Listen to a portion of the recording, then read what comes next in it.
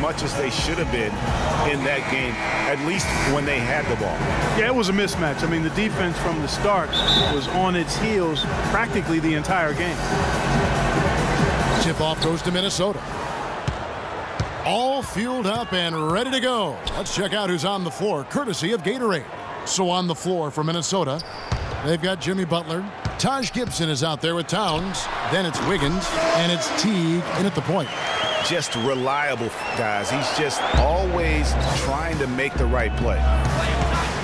When you think about guards who play without fear or any hesitation, Russell Westbrook is the first of those guys to come to mind. I tell you what, man, his relentless pursuit and attacking of the goal and his opponent is really something to watch. On defense, Minnesota, they couldn't put the pieces together, losing that last matchup with San Antonio. The offense just struggled mightily in that game. They went stretches where points just became very difficult to come by. And ironically, their play wasn't that bad. It was just their shot making that went AWOL. Now here's Wiggins. He got an advantage there off the pick and took it right in. And I tell you what, anytime you get those easy ones, that basket starts to get bigger. Outside Anthony. There's a screen. Outside Westbrook. Shot clock at 6. And the shot is good. Adams has got his first basket of the night. A lot of space right there to get that shot off. Not a very good job of the defender getting over the top of that screen in that particular play. Now here's Butler. We saw him with 19 points his last outing. Adams against Gibson. Second chance shot. And a foul called on the shot. Got him on the way up that time, so he'll shoot 2 right here. Really impressed with the way Jimmy Butler last season made big strides in his game, going from a supporting role player to someone you can build your team around. And Jimmy Butler had the career highs across the board last season.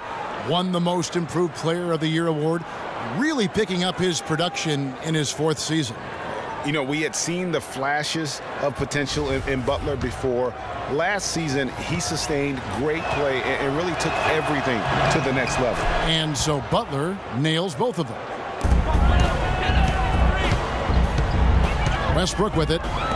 32 points for him last game against the Clippers. And how about the extraordinary display of his passing in that game? He was making all the right decisions and had their offense humming. Talk about a great start. 3 of 3 from the field to get the game going. They're cooking with gas, folks. Teague, the pass to Gibson. Teague against Westbrook. And Gibson kicks to Butler. Back to Gibson. Minnesota needs to get off a shot here. A nice shot by Teague. And the offense, I mean, 3 of 4, a solid start for this game. And I think Doris Burke has something for us right now. Doris? Guys, I had a chance to talk with head coach Billy Donovan. It was a simple defensive strategy he laid out for me. He said we're going to try to pester the heck out of the ball handlers and force them into some mistakes, come away with some steals, overall just annoy them as much as possible, create as much havoc as we possibly can, guys. Thanks, Doris. So defense, it looks like, coming first for them today. That's their identity. That's what they're all about. Their defense is really what sparks it. And that has to be their spark if they're going to be successful. I mean, everything for them starts at the defensive end of the floor. Now here's Butler, following the miss by Russell Westbrook. Gibson the screen. They set the pick. Butler attacking. The 10-footer. Good. He hits the jump shot. And look at how quick he was to bite on the pump fake. Left his feet way too soon. Guys, they're looking for a way to score here. Yeah, they've had a tough time getting the lid off the basket so far. Here's Roberson. Looking at his point production, he averages almost 8 points a game. And who could forget the tear that Westbrook went on last season? I mean, after the All-Star break, it was just triple-double after triple-double for him. The Thunder shooting their first free throws of the game.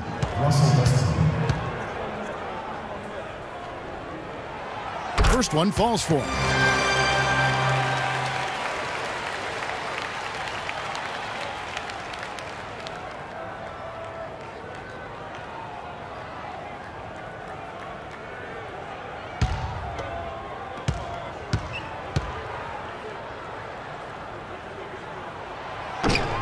He's off on the second.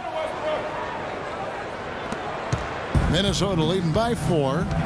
T kicks to Towns. Wants to get it to Butler and does. Gibson dishes to Butler. And there's the 3-second violation. Arenas is checked in for Oklahoma City.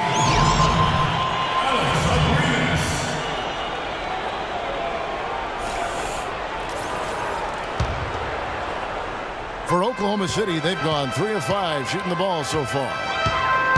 On the wing, George. And he was fouled on the way up. 2 free throws now for him. Greg, for Westbrook, as you were talking about him, the triple-double stretch included 4 in a row. He had 6 triple-doubles, Clark, in 8 games. He was sensational. Yeah, it really was, Kevin. And what's even more amazing was that he was very close to a triple-double, even on the nights he didn't get one. Man, he's a guy who showed you what it means to carry a team. And he makes the first. And we all know about Paul George and his injury while with Team USA. I mean, he has still said that he would consider playing international ball. And both free throws good for Paul George. For George to be eager to go back and represent the U.S. in international play is a brave move. Yeah, I think, Kevin, a lot of it might be that he just wants to put that in the past and move on. And sometimes you do that best by confronting things head on. The only way to have that be the past is to keep playing for his country. And so here is Oklahoma City after the miss from Karl Anthony Towns. Westbrook against T. They set the pick. Westbrook kicks to Adams, and he takes that one up and powers it through. And he just big-boyed it right there. The height advantage he's got down low, really difficult for them to defend. You know, I think he just wants to tinker with the game plan a little bit, and I think that's a wise timeout. And part of it, too, Greg, was he saw some things going on out there that he didn't care for. Patterson, he's checked in for Anthony. Jang, he's checked in for Minnesota. And a moment here to look at the numbers for Butler. Right around 21 points per, 6 assists and 6 rebounds. Night in and night out, he's their #1 option offensively. That's why he leads the team in scoring. Almost every play feels like it runs through him. Now here's Westbrook. Hard to imagine, but the stats are tremendous as he averages close to 27 points a game.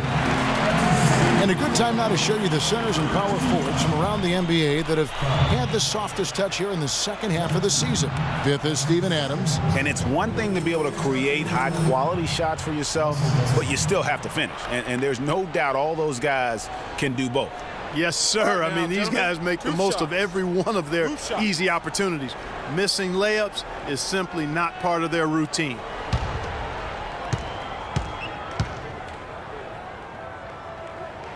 And they now lead as the free throw drops for him. Grant, he's checked in for Paul George. Minnesota also making some changes. Crawford comes in for Wiggins, and Jones subbed in for Jeff Teague. Good on both. For Minnesota, they've gone 50% from the field to this point, 4 of 8. Here's Crawford. They can't stop the run with that one. That is some tough defense there against one of the better finishers in our game. Arenas the pass to Westbrook. To the left wing. Grant gets a wide open look. No good with the triple. Minnesota shooting at around 44% in the early goings here. Towns. Oh, and there's the one-handed jam. Tell you what.